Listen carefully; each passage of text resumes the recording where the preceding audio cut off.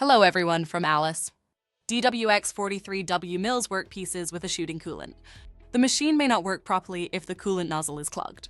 In this video, I will introduce how to maintain the coolant nozzle. To clean the coolant nozzle, nozzle cleaner is necessary.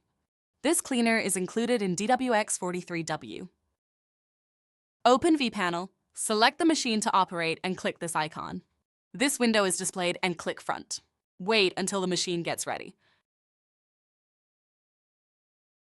Open the front cover. There are coolant nozzles around the spindle head. Clean them all with the nozzle cleaner.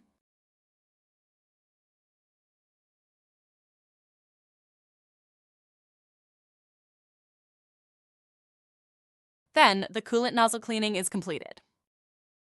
Thank you for listening and watching our video.